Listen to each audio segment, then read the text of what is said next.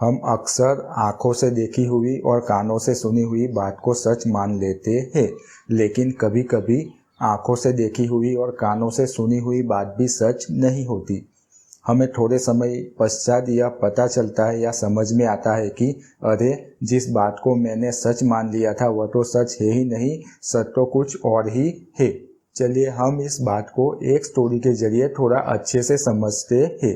रात का समय था, गांव के सब लोग सो गए थे। उसी वक्त अचानक से चोर चोर का शोर मचा। गांव के सभी लोग एक जगह पर इकट्ठा हो गए। उन्होंने 3 लोगों को तेजी से भागते हुए देखा। गांव के युवाओं ने उन तीनों को पकड़ लिया और पकड़कर सरपंच के सामने पेश किया। सरपंच ने उन तीनों से पूछा कि तुम तीनों में से चोर कौन है? उन तीनों ने एक ही सिरे से मना कर दिया।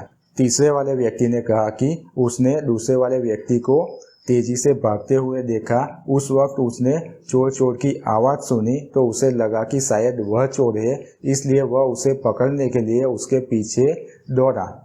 दूसरे वाले व्यक्ति ने भी यही बात कही। उसने कहा कि उसने पहले वाले व्यक्ति को तेजी से भागते हुए देखा। उस वक्त उसने चोर चोर की आवाज़ सुनी, इसलिए उसे लगा कि शायद वह पहला वाला व्यक्ति चोर है, इसलिए वह उसे पकड़ने के लिए उसके पीछे दौड़ा। अब सरपंच ने पहले वाले व्यक्ति को कहा कि अब तो यह तय हो गया कि चोर तुम ही हो। पहले वाले व्यक्ति ने भी मना कर दिया। उसने कहा कि मैं जब रास्ते से जा रहा था तब मैंने एक बिल्ली को मुंह में पोटली दबाए हुए भागते हुए देखा।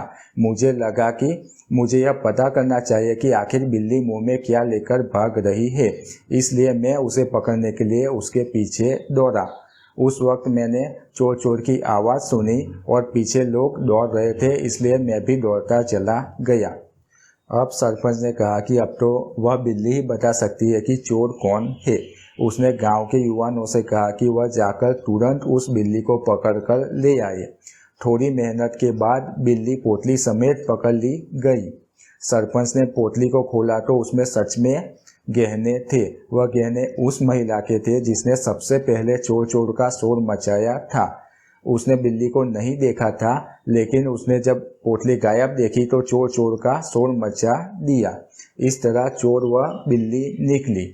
सीख यह है कि कई बार आंखों देखी बात सच नहीं होती, सच कुछ और ही होता है। कई परिस्थितियों में सच हमारे सामने उस रूप में सामने आ सकता है जिसकी हम कल्पना भी नहीं कर सकते। इसलिए हमें अपनी आंखों के साथ साथ दिमाग को भी खुला रखना चाहिए ताकि सत्य को पहचाना और पाया जा सके।